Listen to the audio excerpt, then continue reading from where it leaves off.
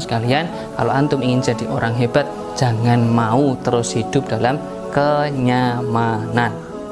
Karena orang hebat tidak lahir dari tempat yang Orang hebat tidak lahir dari tempat yang Orang hebat tidak lahir dari tempat yang nyaman. Artinya kalau yang dulu mungkin belajar, kemudian rata-rata yang mereka bisa bagus di dunia setelahnya adalah yang aktif dalam organisasi, entah itu namanya BEM ataupun yang lain. Maka kalau nggak ikut itu ya murni belajar. Namun di Dia Academy ini 4 hal dalam 1 tahun berlaku. Pertama belajar, yang kedua mengajar, yang ketiga mengasuh, kemudian yang keempat bertumbuh. Artinya bertumbuh itu ya walaupun belajar juga jadi guru, santri melihat para murabbiyah ini kan sebutannya ustadzah, maka juga mau tidak mau, suka tidak suka harus memantaskan diri.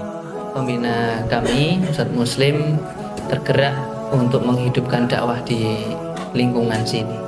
Bermula belum berdiri yayasan, jadi sebelum tahun 2008 itu beliau sudah bergerak ngaji, ngajar TPQ dan yang lain sebagainya.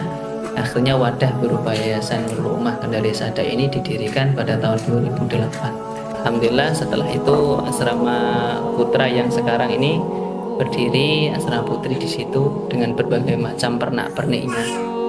Tahun 2016 sudah keluarlah izin pondok pesantren dari Kementerian Agama dengan berbagai macam lika-liku yang dijalani. Tahun 2019 akhir, ya, tahun 2019 akhir kami bertemu dengan Dea. Jadi kalau dulu dari awal berdiri sampai dengan tahun 2019, proses belajar kita untuk mendewasakan Nurul Ummah itu dengan berbagai macam cara, dengan belajar pernah ke Jakarta ke Kafilah International Islamic School juga pernah belajar, saya pernah ke sana, pernah mengundang dari ISO, pernah dengar ISO ya Ustaz ya, kalau itu distandarisasi kita diadakan pelatihan dan sebagainya. Pernah juga mengundang dari salah satu SMK terbaik di Banyumas, membawa manajemen, kalau di bahasa Banyumasnya itu diubah menjadi 5R, rapi, resik, apa dan sebagainya kayak gitu, ada 5R. Dan akhirnya proses belajar kita bertemu dengan Dea di akhir tahun 2019. Saya belajar bersama Ustadz Ibrahim dan Ustadz Puguh ke Solo, ke Sukoharjo waktu itu sepekan sekali. Kalau mungkin antum tahu, dia mengadakan sekarang pelatihannya 3 hari. Dulu setiap pekan kita berangkat, jadi Rabu malam berangkat dari sini, Kamis pagi jam 2 jam 3 sampai di sana, tidur jam 8 pagi mulai, jam 12 siang selesai, kembali lagi pekan besok seperti itu. Dan setiap pekan kita diberikan tugas oleh beliau, entah diberikan tugas untuk bagaimana mendekat kepada santri. Kan materi-materi dia itu diantaranya adalah bagaimana kita mengenal, betul-betul diberi tugas untuk mengenal, disuruh laporan. Kemudian nanti ada satu masa materi yang bertemakan tentang bagaimana kita mengontrol santri, diberi PR untuk mengaplikasikan di rumah. Dan saya alhamdulillah termasuk yang berkomitmen untuk mengaplikasikan semua ilmu yang ada di dia. Bahkan tidak ada yang kita pilih. Jadi kalau misal nanti antum ketemu di Nurul Ummah kok ada yang tidak sesuai dengan konsep dia, itu bukan berarti kita tidak ingin mengamalkan, tapi belum maksimal dalam menjalankan. Tapi hampir semua itu sudah berusaha kita aplikasikan, tentunya dengan persentase keberhasilan masing-masing. Termasuk ada PR checklist barang. Waktu itu saya pulang langsung saya berikan arahan kepada para ustadz dan ustadzah yang ada di Nurul Ummah untuk nanti checklist barang. Kemudian bahkan salah satu termasuk yang ini radikal, perubahannya radikal itu diantaranya adalah tentang grup wali santri, langsung digabung jadi satu dalam pengelolaan oleh saya dan yang lain sebagainya. tahun 2019, dan alhamdulillah diberikan rezeki karena saya bertekad bersama teman-teman untuk membawa langkah nyata ya untuk Nurul Ummah. Saya berangkat di IDEA angkatan 1, mengirimkan setelah itu angkatan 2, angkatan 3 kita berangkatkan lagi, angkatan 4 semua ustadzah waktu itu, angkatan 4 dia kan pelatihan itu batch 4 untuk putri para ustadzat, kita berangkatkan semua ustadzah, santri kita liburkan selama beberapa hari. Di sini berarti Ustadzah Tina ya yang ikut sampai sekarang, alhamdulillah beliau masih ada di Nurul Ummah.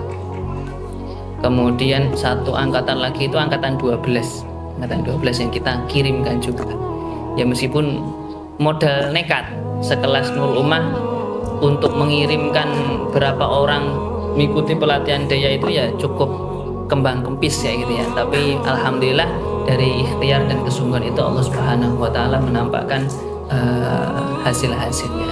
Sampai setelah itu Ustadz Ibrahim dan Ustadz Puguh berkenan silaturahmi ke sini, mengadakan pendampingan selama 1 tahun penuh. Setelah satu tahun pendampingan, kan kalau dulu waktu pendampingan sebulan kadang 2 kali, sebulan sekali seperti itu. Setelah tahun pendampingan selesai, kami tetap meminta kesediaan beliau untuk hadir di sini minimal sekali 2 bulan sekali ya, minimal 2 bulan sekali. Dan ini alhamdulillah diberikan rezeki juga. Kita lagi kemarin bahas ini, tahun ini kita belum menghadirkan Ustadz Ibrahim dan Ustadz Puguh. Alhamdulillah saya ditelepon sama Ustadz Puguh, bagaimana kalau alhamdulillah saya gitu kan, kita pengen mendatangkan malah beliau datang sendiri, malah bawa rombongan sekalian seperti itu rezeki nomplok bagi saya dan teman-teman. Biasanya cuma sehari, ini malah 3 hari kalau dihitung kan, 9, 10, 11. Tahun 2021 ya,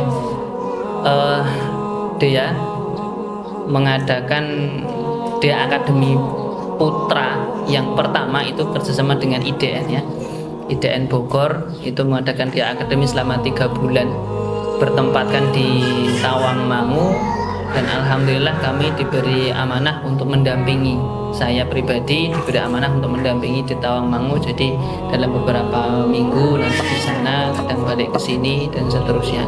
Alhamdulillah dalam 1 bulan terakhir 20 mahasiswa, 20 lebih waktu itu mahasiswa dari IDN Dea Akademi kita bawa ke sini untuk magang ya, ya, kita ajak bagaimana membersamai santri, mengelola dan mengontrol kegiatan-kegiatannya sampai level waktu itu membersamai belajar, ngecek peralatan dan yang lain sebagainya seperti itu.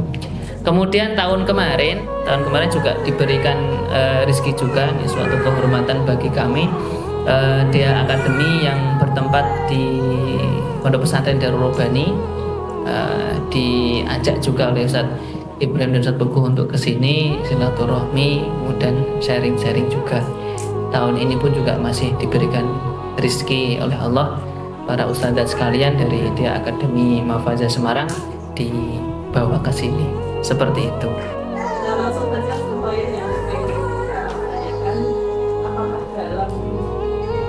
Pengasuhan santri ya selama ini itu kalau pengasuhannya itu berganti setiap tahun atau ada pergantian, atau ininya itu lebih banyak yang tetap gitu. Ya sebenarnya itu tidak menjadi masalah ketika memang sistem sudah berjalan. Nah, bagaimana sampai menguatkan sistem itu meski berganti personil gitu ya, tapi untuk sistem itu berjalan. Kendala ataupun masalah ketika pergantian pengajar tentunya yang sudah lebih dari 1 tahun insya Allah sudah bisa mengikuti ritme. Kalau yang setahun ya nanti tetap ada di sini, ada raker ya, rapat kerja awal tahun. Jadi sebelum santri masuk nanti kita briefing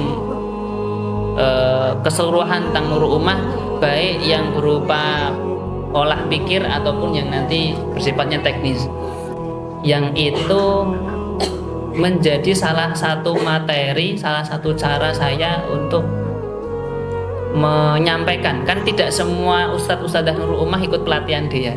Jadi beliau ada berapa, dulu ada 2 atau 3 tahun yang lalu misal ada ustadz dari tugasan dari pondok, saya setiap hari saya dudukkan di kantor ya, di kantor saya tak setelkan laptop gitu kan, video dia yang ini disimak silahkan dari jam 8 sampai nanti duhur selesai. Jadi kapan lagi saya panggil lagi, saya setelkan video dia yang selanjutnya. Di antaranya merubah mindsetnya seperti itu. Kemudian materi-materi yang tersampaikan pun juga kita share ke beliau-beliau para ustadz dan ustadzah. Nah, setelah nata mindset semuanya seirama, seiat dan sekata, nanti kan kalau diajak gerak lebih mudah insya Allah. Kurang lebih seperti itu saja. Nama saya Istiqomah. Saya ingin nanya, Ustaz, ya Ustaz di sini, kita kan sejujurnya ingin program itu berjalan dengan baik. Tapi pada prakteknya kadang kita menghadapi masalah atau kendala dan masalah yang paling mendasar itu tentang ada atau ada sikap santri kepada saudara-saudaranya. Jadi pertanyaannya tentang adab santri yang kurang karena terlalu dekat dengan ustazah gitu ya. Mungkin apakah terjadi di Nurul Ummah, dan kalau terjadi bagaimana seperti itu penanganannya?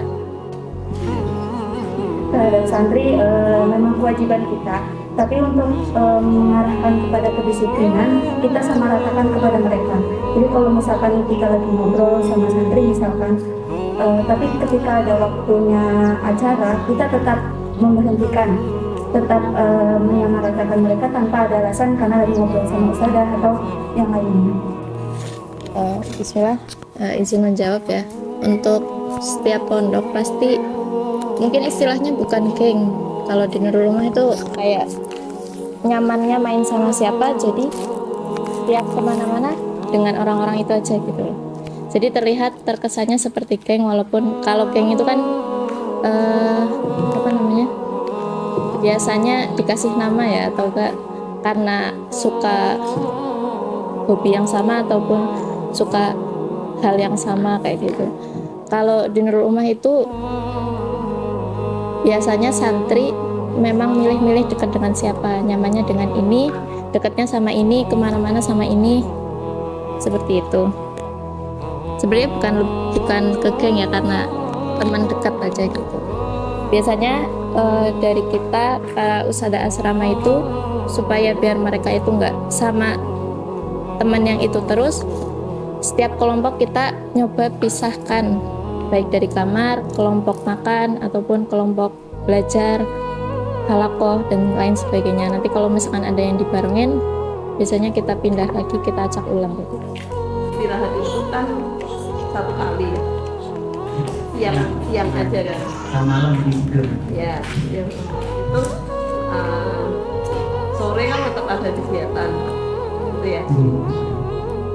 Ada nggak keluhan santri atau bahkan mungkin ustazah yang mewakili santri gitu ya, memperhatikan santri kemudian mengatakan bahwa kasihan santri terlalu banyak kegiatan, kecapean dan sebagainya. Ada seperti itu nggak?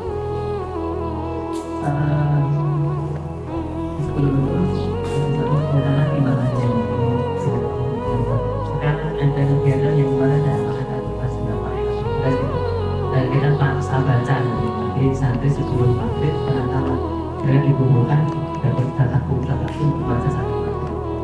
Di sore itu mau istirahat mereka tetap.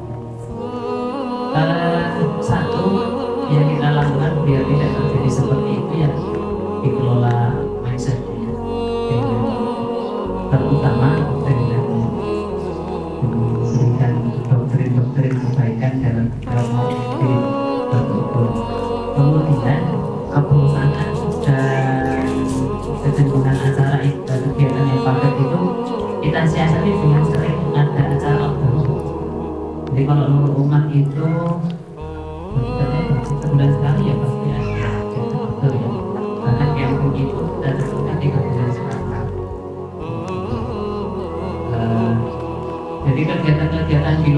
atau kita konsep dengan berbagai macam kegiatan misal bahkan saya satu kemarin ya kalau makan kemarin itu ada acara jadinya camping, cuman kok tidak memungkinkan kita nanti makan di luar, makan malam di sawah pakai kompor gitu ada juga.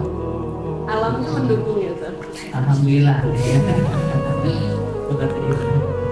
Kalau tinggal nanti dan mohon maaf kalau mungkin sekarang yang di ya sedikit banyak saya tahu Bino gitu ya tahu Semarang, nanti kreativitas para ustazah untuk membuat kegiatan mungkin jalan kunjungi apa termasuk tadi pagi saya mendapatkan inspirasi dari Ustaz Ibrahim, mungkin para ustaz bisa mencatat ini gitu. Nah seperti ya kita jalan-jalan ke TPA di sini kan ada rumah itu kaya bukan punya TPA terbesar, TPA yang katanya terbaik se Asia Tenggara. TPA itu tempat pemakaman sampai punya pembakaran mayat, punya perkemahan, punya alun-alun, punya kandang rusa. Nah kita manfaatkan itu. Alun-alun bisa gitu ya, santri bosan diajak jalan kaki, itu yang selalu kita lakukan. Karena agak jauh nanti ke pantai.